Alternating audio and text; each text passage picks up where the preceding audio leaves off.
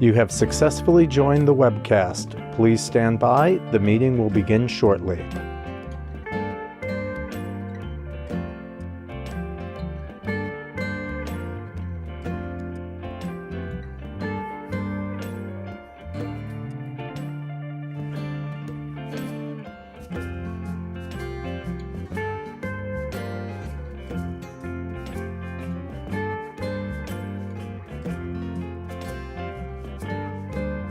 You have successfully joined the webcast. Please stand by. The meeting will begin shortly.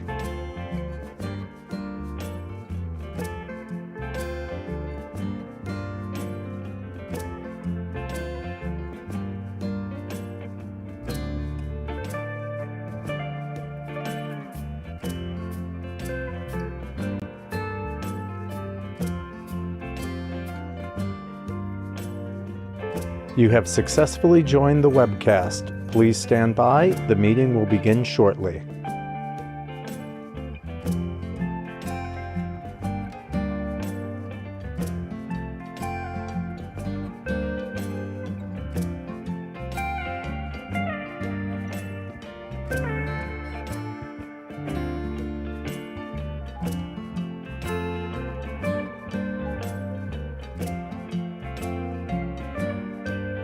You have successfully joined the webcast. Please stand by. The meeting will begin shortly.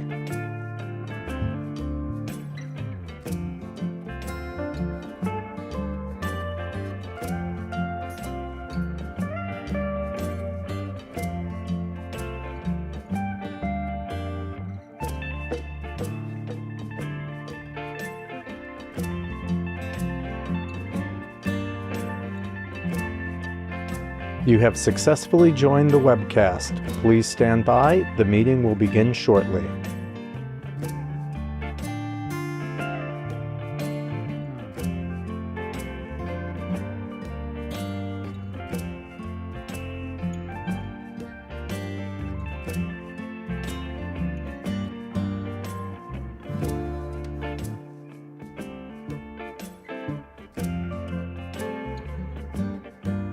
You have successfully joined the webcast. Please stand by. The meeting will begin shortly.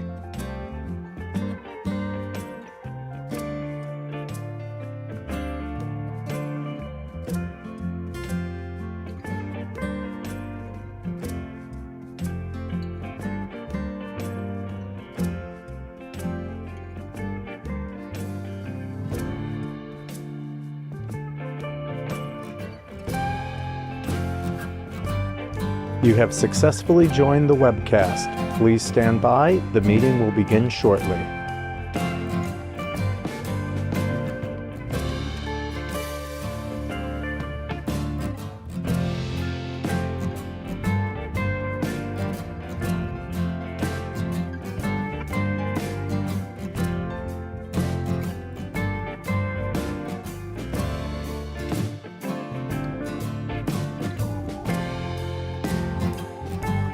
You have successfully joined the webcast. Please stand by. The meeting will begin shortly.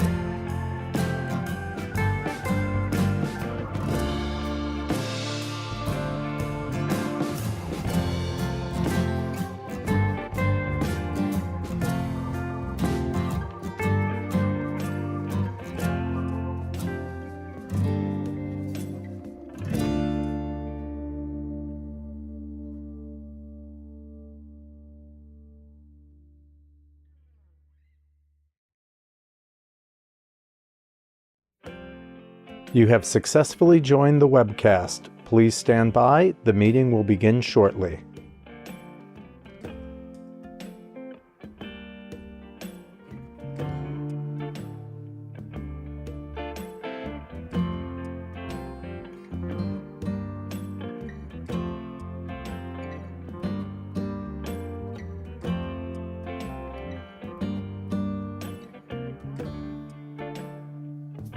You have successfully joined the webcast. Please stand by. The meeting will begin shortly.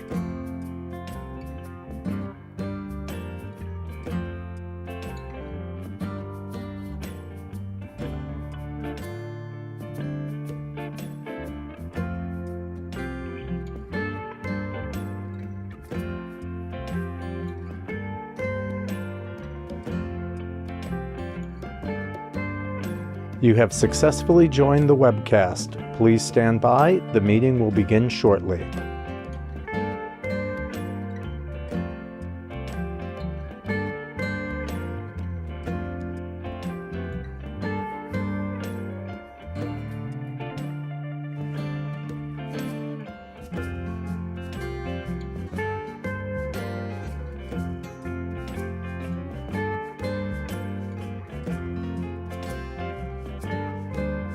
You have successfully joined the webcast. Please stand by. The meeting will begin shortly.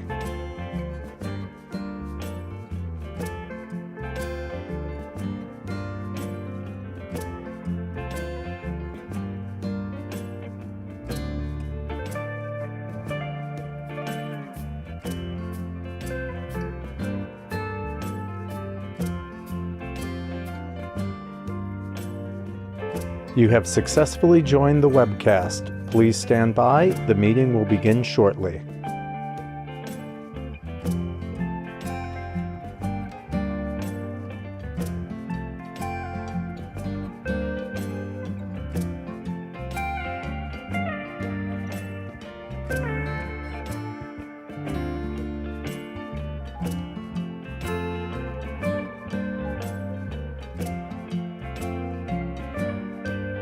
You have successfully joined the webcast. Please stand by. The meeting will begin shortly.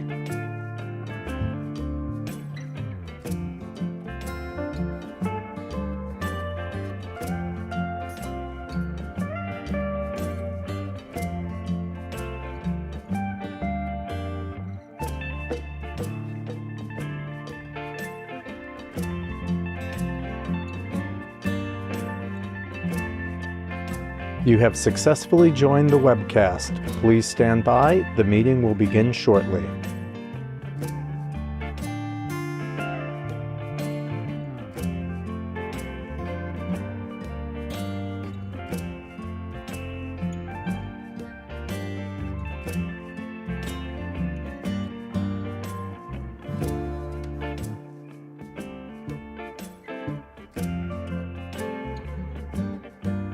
You have successfully joined the webcast. Please stand by. The meeting will begin shortly.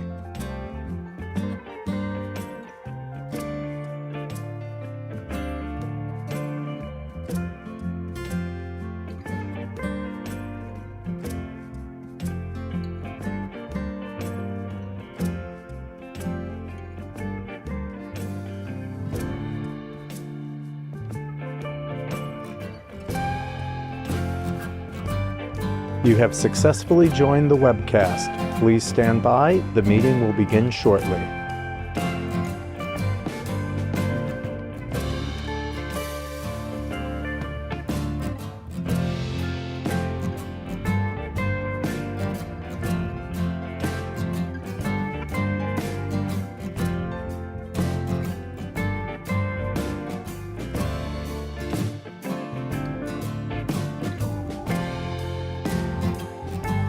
You have successfully joined the webcast. Please stand by. The meeting will begin shortly.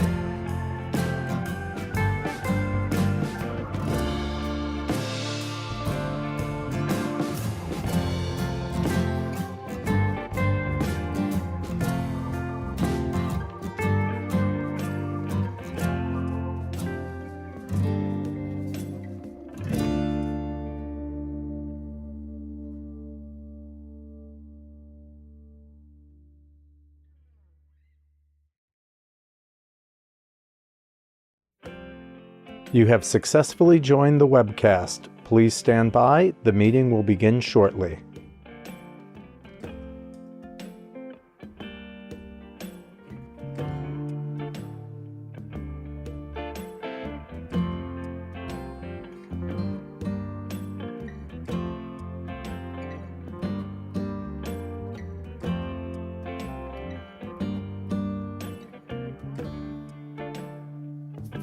You have successfully joined the webcast. Please stand by. The meeting will begin shortly.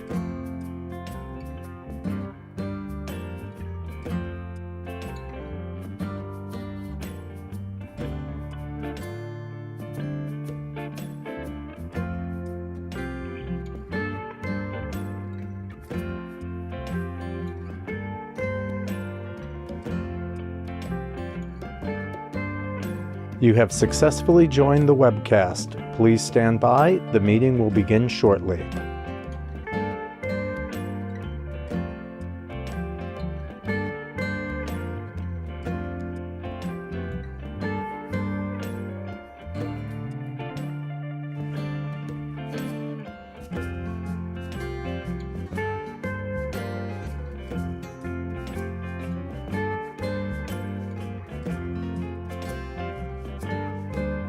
You have successfully joined the webcast. Please stand by. The meeting will begin shortly.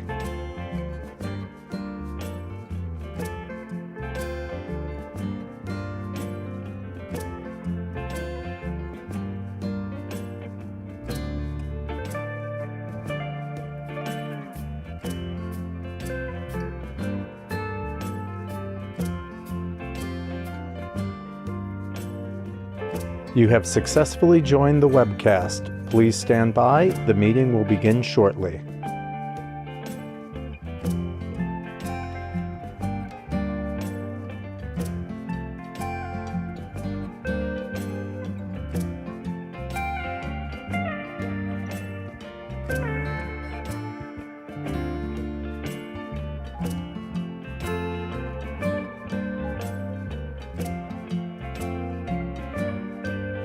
You have successfully joined the webcast. Please stand by. The meeting will begin shortly.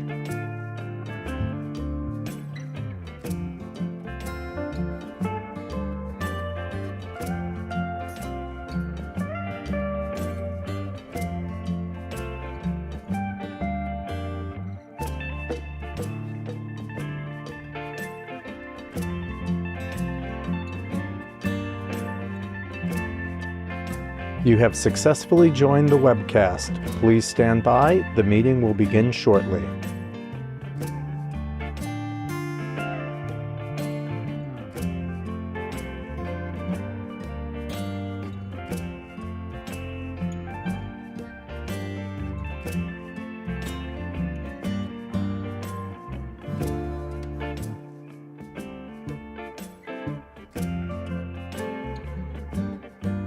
You have successfully joined the webcast. Please stand by. The meeting will begin shortly.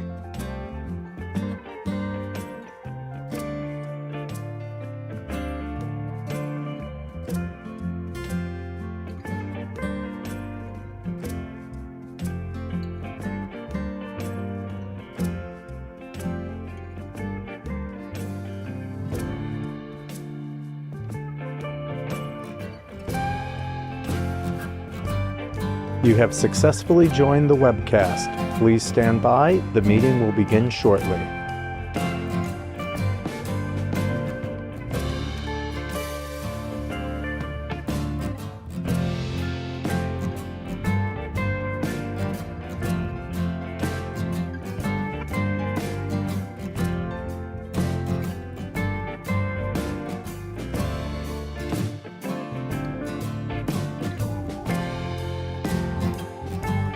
You have successfully joined the webcast. Please stand by. The meeting will begin shortly.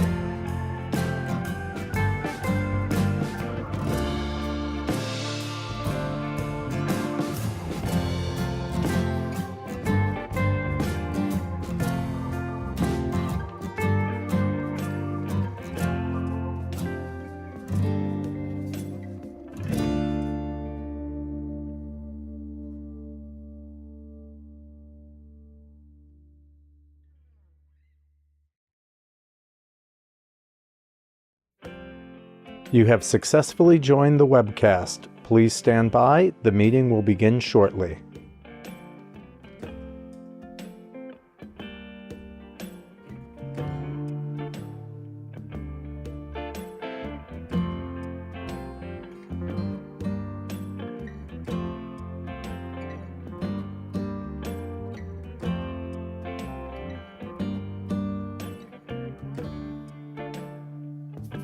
You have successfully joined the webcast. Please stand by. The meeting will begin shortly.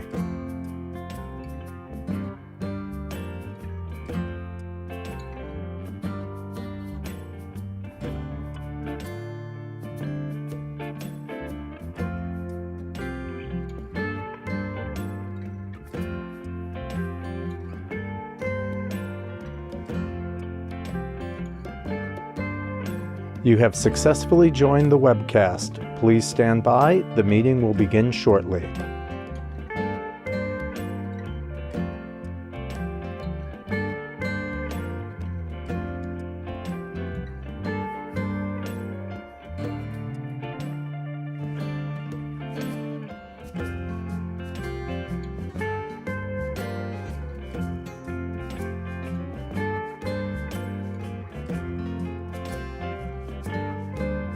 You have successfully joined the webcast. Please stand by. The meeting will begin shortly.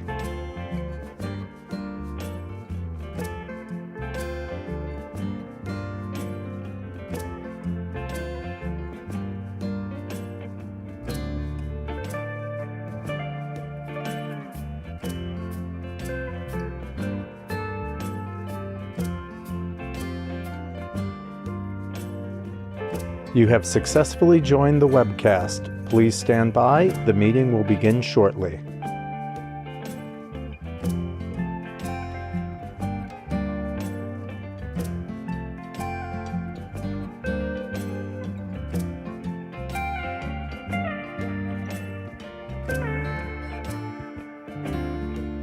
Good afternoon. My name is Daniel Coomer, and I now call to order the meeting of the directors of the Atlantic Yards Community Development Corporation for Thursday, November 14, 2024. I'd like to note for the record that this meeting is being webcast. And for anyone who's been waiting online, apologies for the late start. We've had a bit of a traffic jam down in the lobby in terms of people getting through security.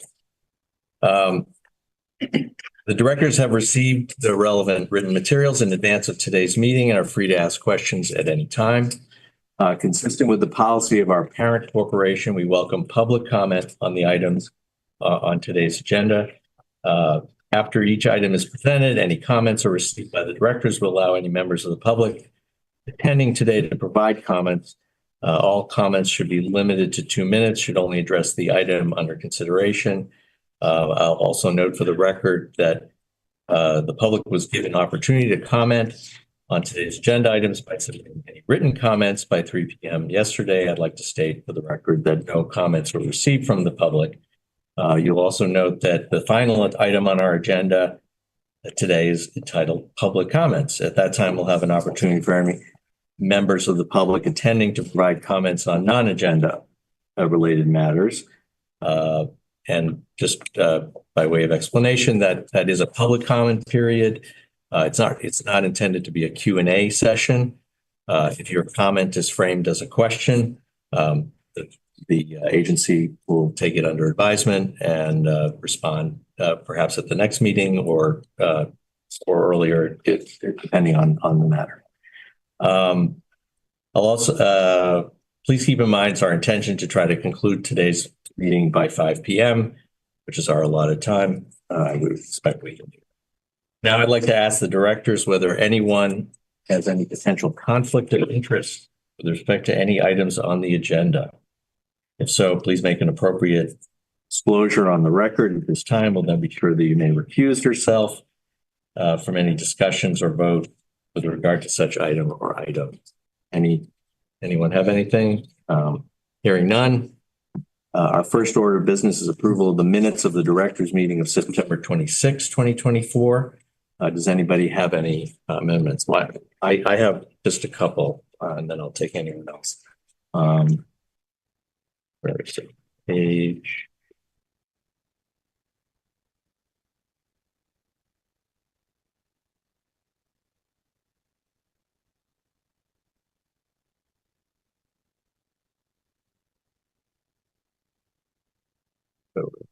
Sorry, page 14. In the middle full paragraph, I just want to reword a little bit that sentence. Following some additional comments, Chair Coomer, I would change warned to cautioned. The directors against stating legal conclusions, and you can insert the word speculating as to for what the lessee's positions might be. Add a comma after that, and then wanted it stated for the record that these were comments and are not to be construed in any way establishing, instead of the word that, just say anything.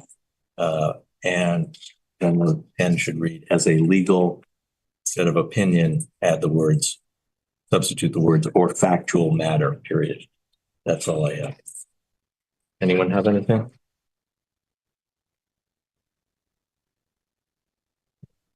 If I thought you said, did you have something? Yeah, I have a couple small ones. The first one is at the bottom of page 8, the last paragraph on page 8. And this is describing something that's a little complicated, so I just want to make sure that the record is sort of clear about what was being discussed. The word, and specifically the word entities, and entity there's 3 times in this paragraph referring to different persons. Which paragraph again? That's the last paragraph on page 8. Got it. Thank you. So it says Chair Coomer stated that at a previous meeting, it was explained that the entities who transferred the development rights over the rail yard also received an obligation to build X number of affordable units on those sites. And Chair Coomer requested confirmation. It's a little garbage. I think entities who were transferred. I would say entities who received the development. Yep. Received the development rights. Instead of transferred. Yes, and then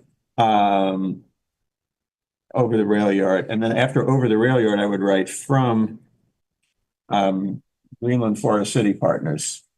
Here's I think we should make it clear who had them and who received them. Yeah, should we just say GFC? That's fine. GFCP. Yeah, and then in the last sentence, I'll just read the rest of it. And then it says, Mr. Kolkman confirmed that there are 800 plus units to be built, and Ms. Peisier explained that cannot happen until there is a permitted developer and until the foreclosure is completed. She further explained that once that occurs, the entities would be transferred to this new entity along with the obligations. Yeah. So I would. How about the entities holding the development rights? I think that's good. The entities holding development rights, yes. The development. Holding the development.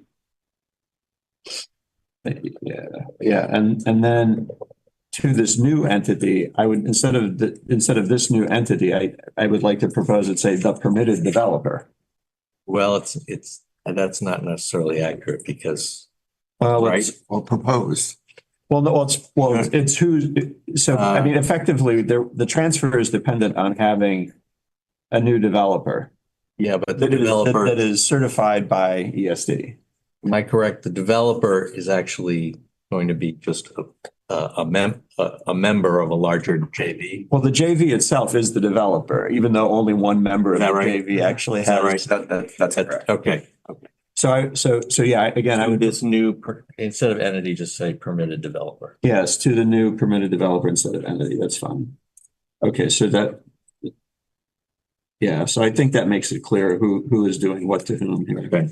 And then on page 10, this is a small one, but I'm sorry, Anna, we were putting words in your mouth there. Are you okay with that? No, it's fine. All right.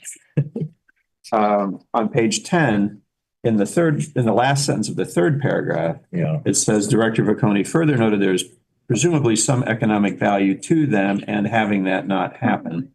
I would rather say to them for having that not happen. Okay. And I also want to say that otherwise, Debbie has done a tremendous job, right, capturing what I said in the meeting, probably better than I actually said it. It's very well done. But those are the only comments that I have. Okay. Ron, go ahead. Page 7, it says, we're quoted there to vet, and it said it leaves that open. So I would say to vet those proposed new entities. Where's this? This is on page On the second line.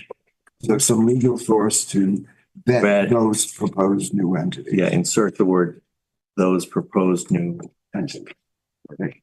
Proposed new entities after the word that. And just clarifying what it is. And then on page 9, on the fourth line down, that's that ESD is taking to ensure it is creating both a vibrant economy and developing housing other than to only protect the present entity, present developer. Okay, I just read the whole sentence. Is there just in the present? What's this? Is truth that is creating both. vibrant economy and developing housing rather than to only protect, what's the words you want? The present entity, The or present, the present developer, the present develops. And then finally, on page 13, on the next to last paragraph and next to last lines, where we're talking about a definition that I put forward about housing capacity. It should be sustainability of the area, comma, thus avoiding problems by creating a program for development.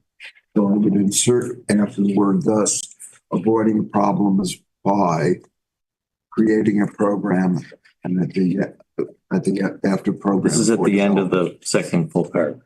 Thus preventing, Thus avoiding problems by creating a program for development. thus avoiding problems.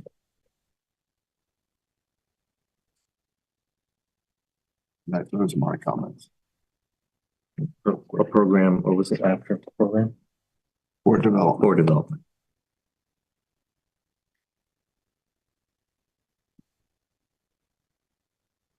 Chairman, I recommend making a motion to approve the minutes subject to those changes being made to them. Thank you. So moved. Second, All in favor? Aye. Motion carries. Anyone abstaining? Okay. Our next item on the agenda is I'm going to ask Anna Pisior, as the Senior Vice President of Community Relations, to continue with the agenda, provide us some updates and follow-ups since our last meeting. Absolutely. As a reminder, this item is being presented for your information only. No votes will be required, although it doesn't preclude motion being made. Go ahead. So following back up on what we've discussed over the past few meetings, so we have still been reviewing documents from the proposed joint venture for the rail yard portion of the site. We did want to update you that we are completing our review of their documents, and once the review is satisfactory to ESD, we would proceed with the new joint venture. We don't anticipate issues moving forward. And wanted to update you that that's the current status in those conversations with the proposed joint venture that we've mentioned in previous meetings. Is there a rough time frame you can give us for that or not? Weeks, within weeks. Yeah. All right. Then any other questions about that? are there any proposed increases in density? Again, anything that we're not in discussion about the plan itself. It's about who's at the other side of the table for future conversations. Fair question, but no, this is about the new development team that would be Basically who, not what. taking on the rights and responsibilities. Great. Go ahead. All right. Sorry, one more thing on this slide. I apologize. That's on me. We did have the quality of life meeting, and just wanted to let you know about that. So on the 6th, we convened a quality of life meeting. A reminder that these had previously been meetings strictly related to the construction concerns from the community during construction of various portions of the project. There had over months accumulated a number of issues, and we convened a Zoom that was attended by members of the community. Senator Brisper, who's in the room here, was also on, I believe, as were staff for some of the local elected officials. And we discussed a number of issues that we've previously spoken about, concerns about use of park space, plaza, lighting, et cetera. But wanted to update you that that was in fact held. I know you had requested it as well. You have a question? No, not maybe. All right. All right. So to the other item on the agenda today, engagement. As discussed with the board and as you requested as well, we've been conferring internally about the question on approaching and community engagement, considering the two major remaining portions of the project. We, again, have planned to engage an engagement consultant to do a robust public process for the remaining portions of the site. That would include visioning sessions, soliciting input from the public.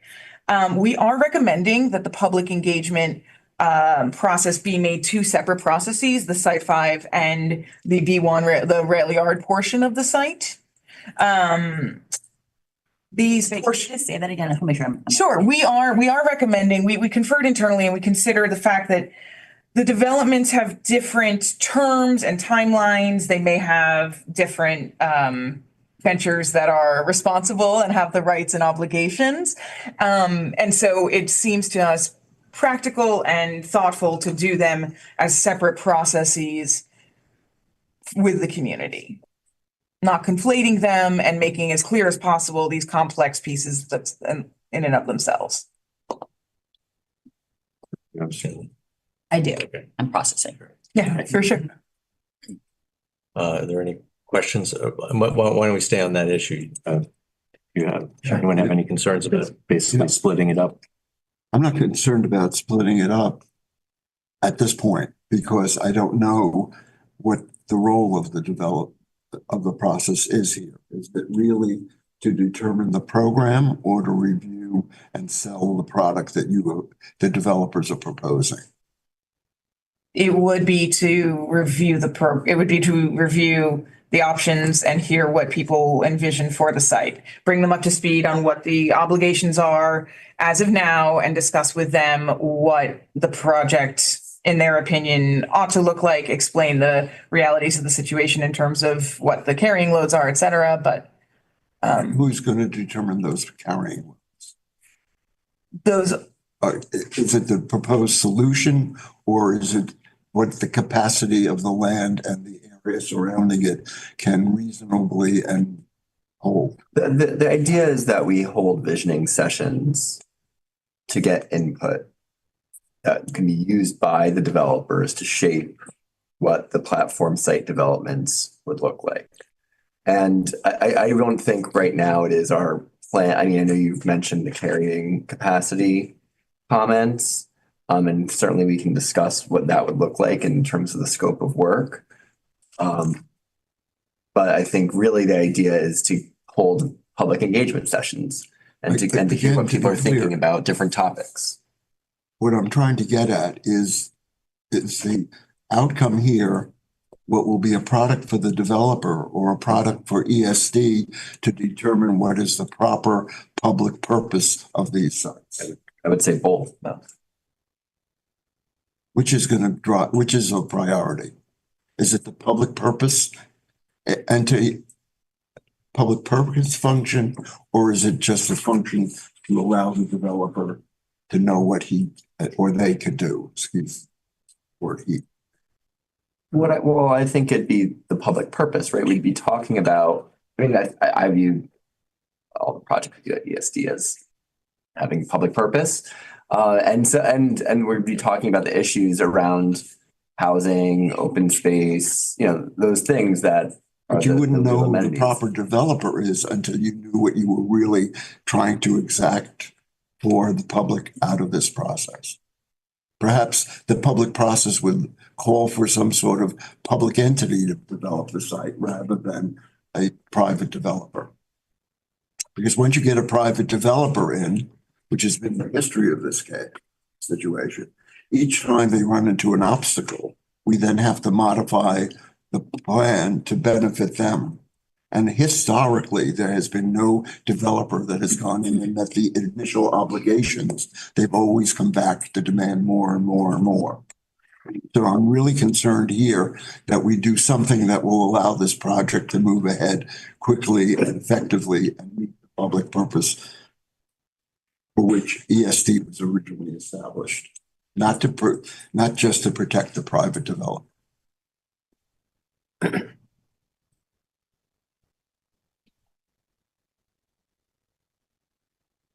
That's my concern about the public process. It's there just to engage the community, to feel good about the developer rather than to really determine what the developer should be doing.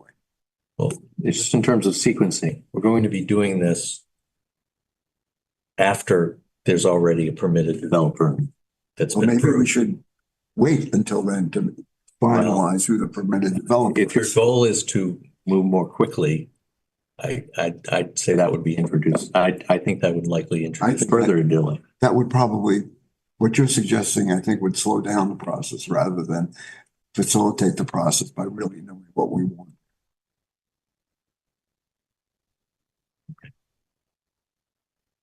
Yep. So, first, simple question. Are you guys you say you're looking at retaining, a consultant to, facilitate the community engagement process. Do you have an RFP yet for the consultant? Or is that something that's being drafted? We have a scope of work. Yeah. That high level number of meetings and, And they- and not even number of meetings, but fees for Fees meetings, for. right? So yeah, we have that. Okay, is that something that can be shared with the board? Under procurement. Yeah, It's procurement's a we have to, different yeah, thing. procurement is usually, these types of procurements are done through our pre-qualified list. So it's not like it's not a typical RFP. So we would have to check with Let's- procurement on that. I'm less concerned with who gets picked Mhm. as The scope. is what the scope. is. Understood. Yeah. Mhm. Yeah. Uh, We understand. Let us just, Yeah, let's see what we let can. us And check. I mean, if necessary, I mean, if it's something that is subject to, possible executive session that we can, convene. If that would facilitate the disclosure, I mean, because I think it is procurement. We are building in a lot of flexibility into it. Where, as Joel said, we're kind of procuring like what it costs to have a meeting instead of, what that, the scope that is not not so prescriptive that, in an ideal world, we would pick the consultant and then we would engage with stakeholders in what the engagement process would, Yeah, I mean, once we again, identify.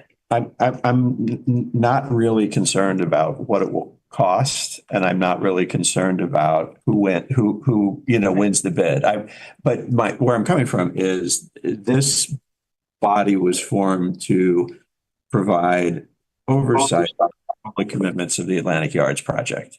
And having community engagement to figure out how those public benefits actually get realized is in scope for this body. It is. And so I think we need to look at that. I think we need to engage in that conversation because we're supposed to be kind of providing some input into that process as well. Otherwise, that's kind of why we come to these meetings.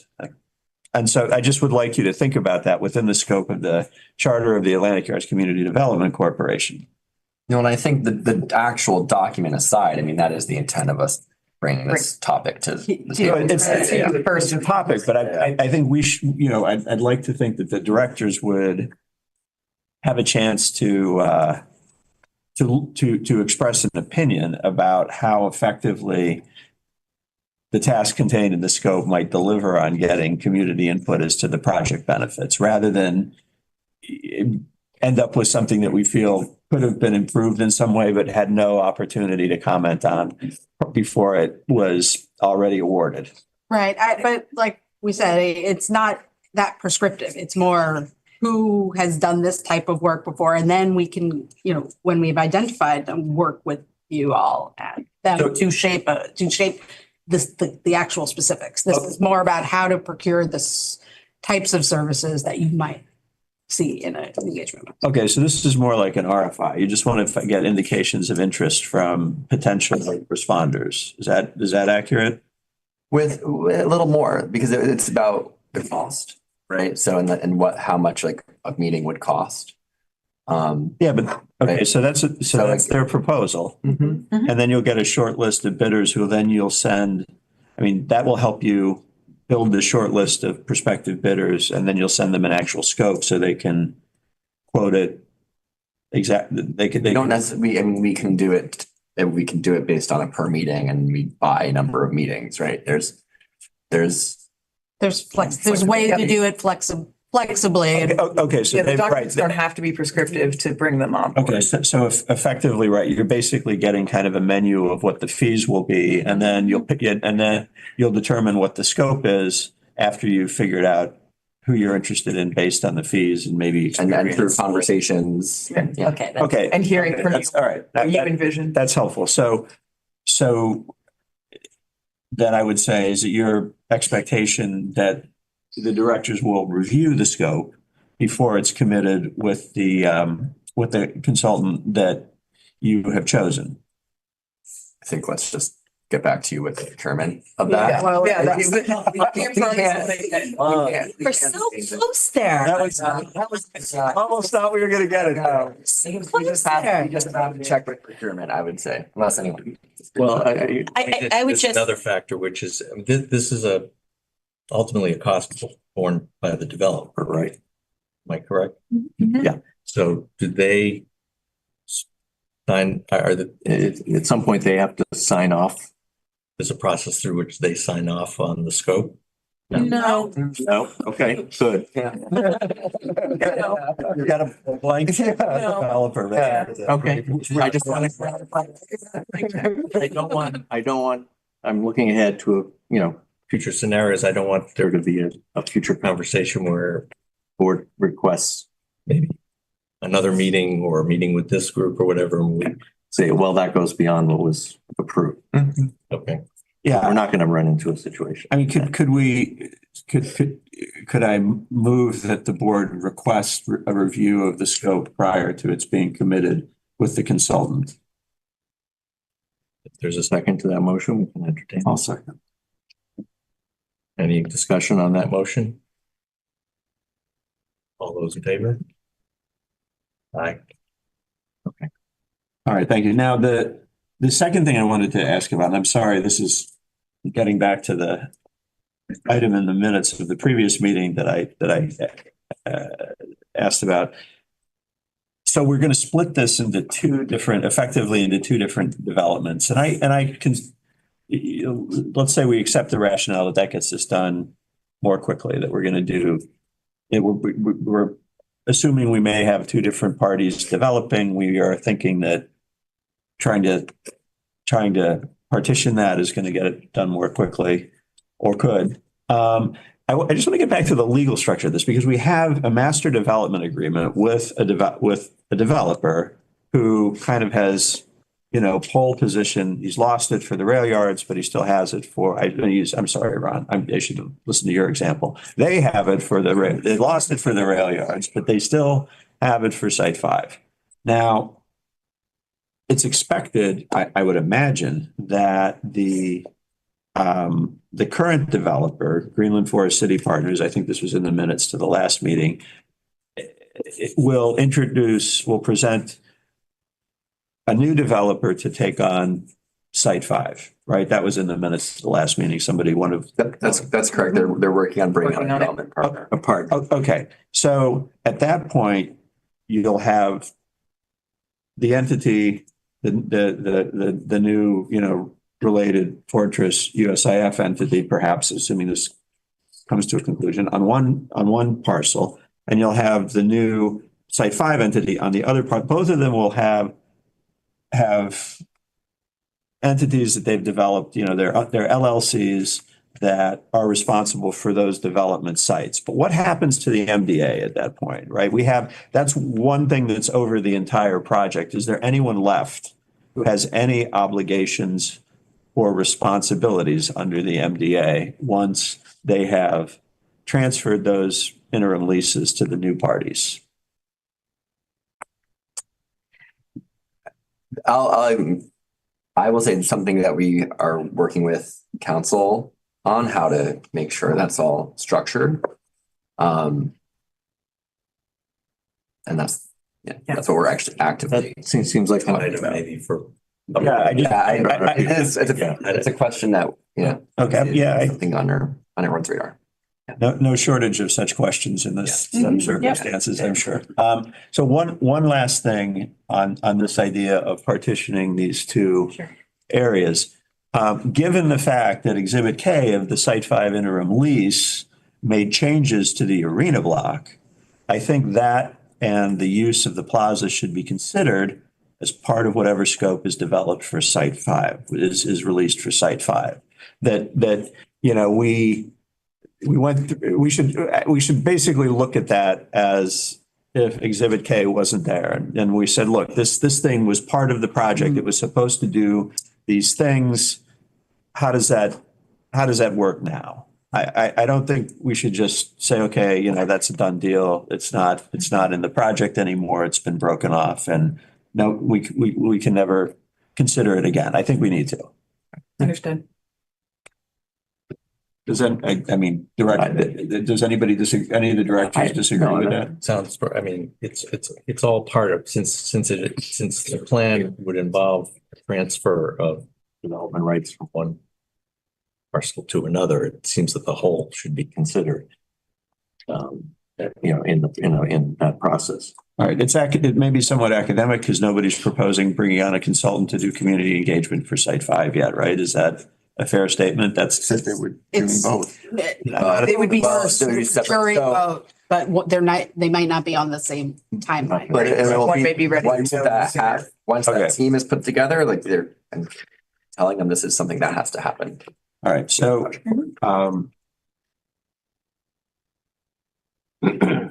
I think our last resolution would cover both of those. Cover both of those scenarios, whatever happens at the rail yard sites, whatever happens with the Site 5 development. If we're doing a community engagement scope, I think our last. I think your motion was worded sufficiently to Okay, encompass both. just wanted to make sure everybody was on the same page there. Okay, thank you. That's all I have Ron. on that one. I'm concerned about what the community participation or engagement process really be about. To what degree would the public have, for instance, impact on the size of the buildings, the impact of the number of units, the distribution of the units? To what degree will that exist? Or will this just be a way of, dealing with the colors rather than the substance? I will say it's not a way of dealing with the colors rather than the substance. I can't quantify the percentage of the input per se, but I will say we take it very seriously. We're doing this similar work in other projects in other areas, and it has shaped the results in recent history in other major areas in New York City and around the state. I can give you my assurance that we take it very seriously and that it has impacted in other similar instances.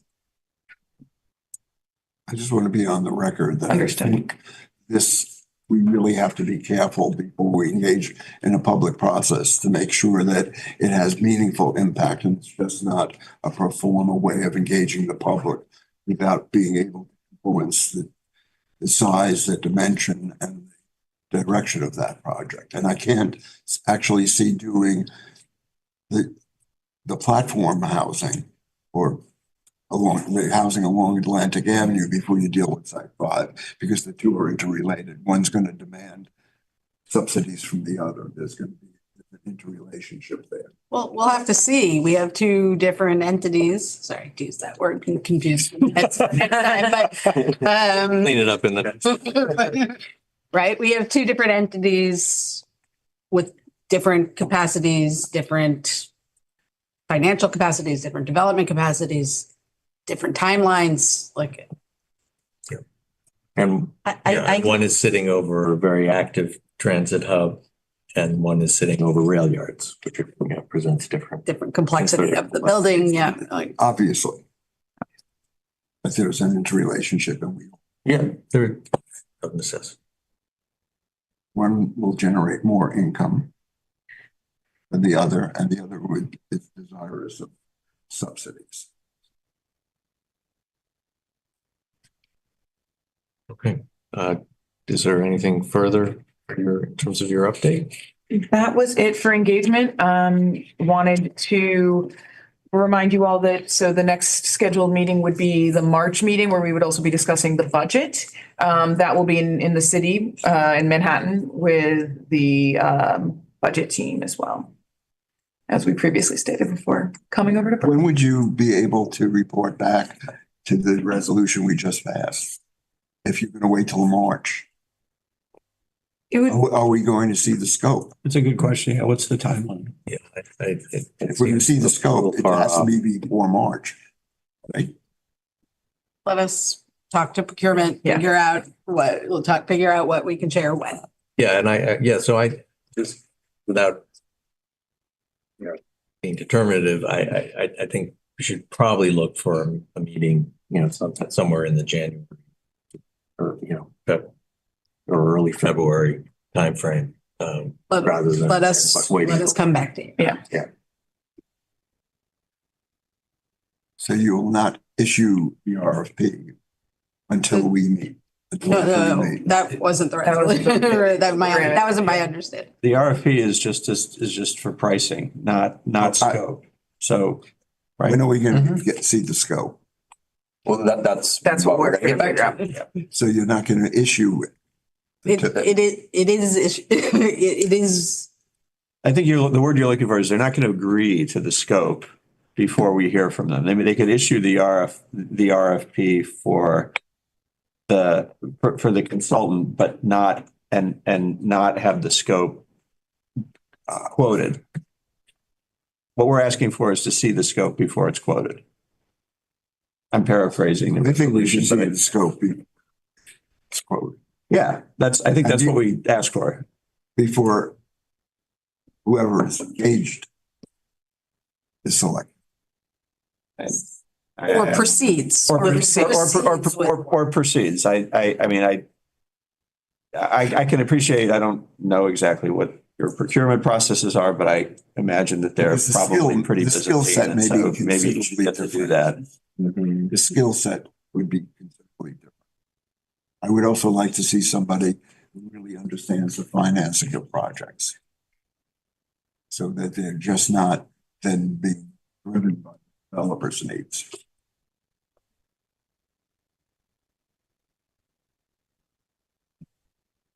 Any other comments on that? I may be in the minority, but I think that would be add to the substance of what they could be doing, not just the. Well, let me ask this, does your qualified panel of consultants include people with that kind of financial ability? I think for that kind of scope, if an engagement consultant bring on as a sub another entity, that would be the best. That would probably be the best way to go about that. Yeah. That makes sense. I think we could bring that back up when we see the scope. Yep. Okay. I guess I have a question for the group, though. Yes. Just to make sure we understand how you would like. I mean, there's the option to come back to you when somebody is selected and talk just about the scope, or there's the ability for us to select somebody and bring them with us to talk to you about how to shape this. Is there a preference for one of those? Well, I mean, I think the only difference between the two is the meeting.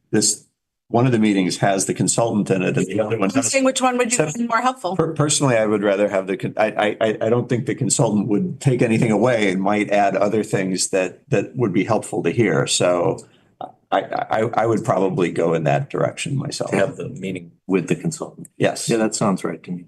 I agree. I think and I totally hear your point, Ron. I think it's also important that the consultant you get is someone who's deeply rooted in community practices around multiple ways of getting information. Something that we've been advocating for through meetings is actually this moment right here. So I also want to name that I'm excited that we are at this moment. It may not come across like that, but we need to make sure there are a practitioner that has those kind of roots and a pedagogy that will engage the community and then bring in who they need That's to the bring in. point. No, 1,000%, but we hadn't named that yet. No, And no, I just no, wanted no, to, the comment you just made, what I say. point, we want to make sure the consultant that is engaged has the capacity to do that. Yeah. And I think, And how do we know? Well, I think- Unless we know who it may be.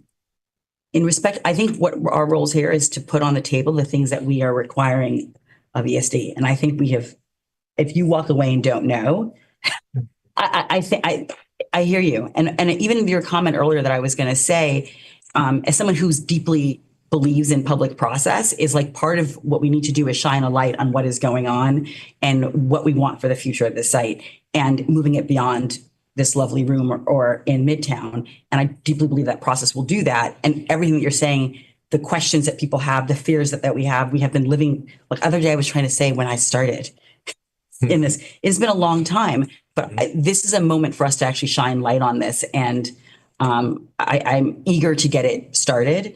I want us to go on the record, I think, about the kind of person that we're looking for. But even who that is, I do believe that someone who does this, like when we're getting the consultant here, hearing us about what are the tools and practices that they can have to get us to a point.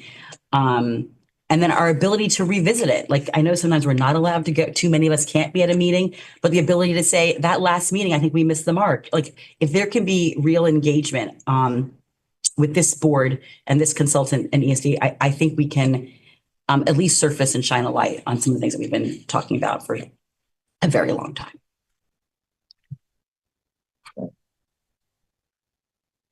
Okay, I think now would be a time where we could receive any public comments that anyone may have. So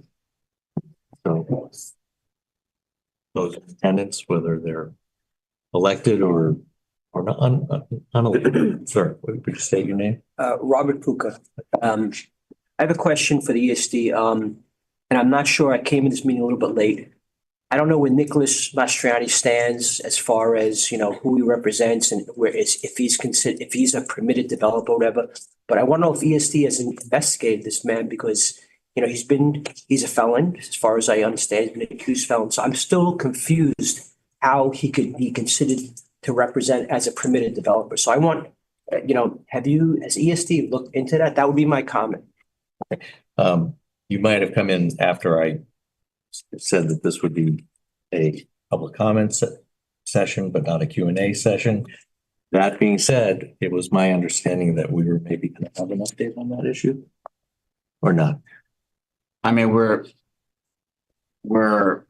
still looking at it. We're finalizing our, internal documentation of it, but based on the information we've gotten and based on the structure of the JV, we don't see any bar to proceeding with this joint venture as the permitted developer with related and USIF in it.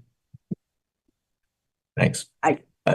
Sure. I was just asking if they were willing to investigate. That's all. Yeah.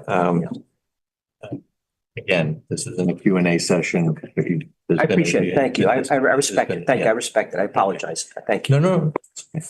Anyone else? Oh, I'm sorry.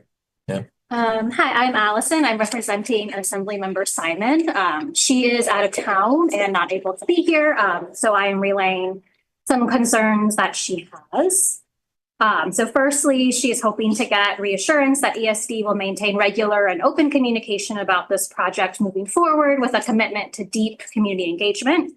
She is concerned about whether the private equity firm involved in the joint venture is up to the task of representing the community's interests when it comes to the affordable housing promises.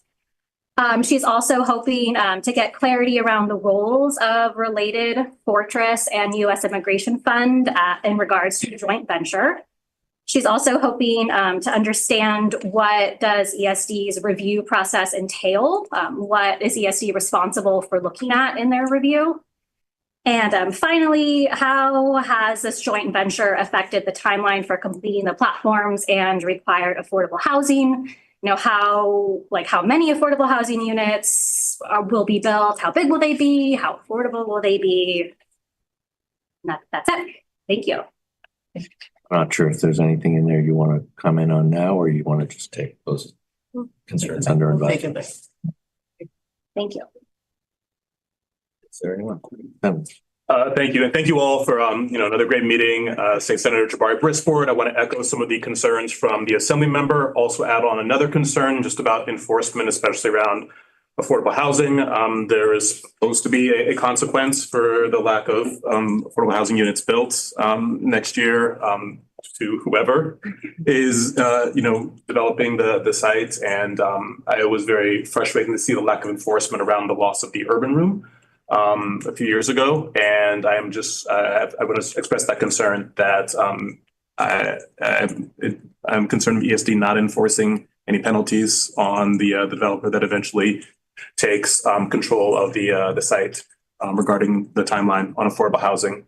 In addition to that, I have a light architectural question, which does not need to be answered today, but it's never been clear to me, and I think a lot of the public, why the platforms are necessary, and which is why the timeline is so long on those.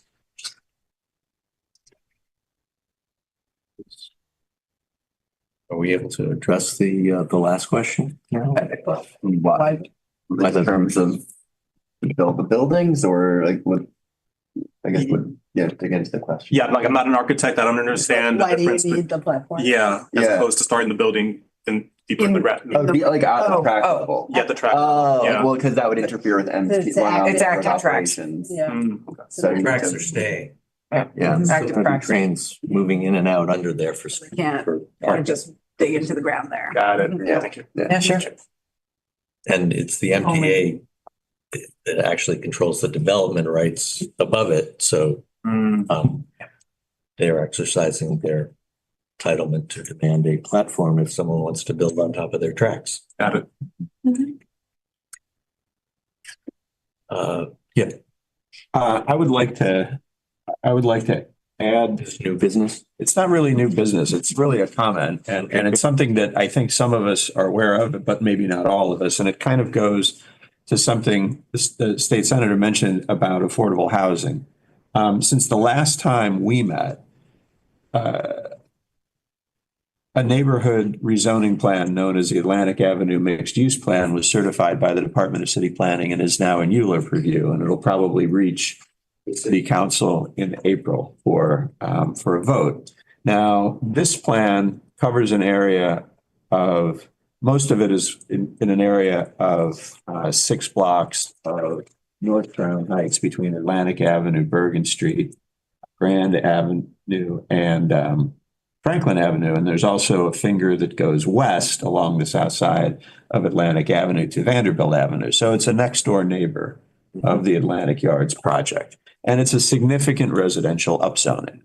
And one of the goals of this rezoning is to create significant amounts of affordable housing, not just in privately constructed buildings, of which there'll be many in this area, but also on city-owned land that is outside of the rezoning area, but is being included in the ULURP as part of a set of benefits, community benefits associated with the rezoning. So, for instance, there are a couple of lots on Bergen Street and Dean Street, west of Classen Avenue, that are today owned by HPD. Those are going to be redeveloped as 100% affordable housing, including senior housing. And there are other lots that are being earmarked for the same thing. So the reason I'm mentioning all of this is because the senator's point about remedies for non-performance on the affordable housing commitments at Atlantic Yards, those remedies, just to review, are $2,000 a month for every apartment that is not doesn't have a TCO on at the end of May of next year. That's a month after the ULURP for what's called the AIM-UP plan will be voted on in the city council. And those remedies will let's say, be somewhere in the amount, somewhere close to a little over $1.7 million a month in the month of June of 2025. In the aggregate, they are to be paid to, or every month they're supposed to be paid to the New York City Housing Trust Fund for the purpose of creating and preserving affordable housing for people who live in community districts 2, 3, 6, and 8. And at exactly the time they become due, there will be a giant rezoning of an area that's intended to create a bunch of affordable housing. I can't emphasize how unusual a situation this is. This is a situation where a state project that was responsible for affordable housing but can't deliver it has the opportunity to fund affordable housing literally next door to where the housing was supposed to be. This is a very unusual opportunity, and I think we have to really step back and consider the position we're in when we think about what to do with those, how we should be looking at the potential for those liquidated damages. They actually can be put to use directly next door to where those affordable apartments were supposed to be ready at the end of May. So this, I think, is a very, very unusual opportunity to have this project make a meaningful contribution in the near term to affordable housing in its immediate area. And I hope everybody's just aware of that connection. Thank you. Thank you. That's helpful context. Okay. Last call for any comments. Okay. Hearing none, I will entertain a motion to adjourn. Moved. Thank you, everyone. Thank you.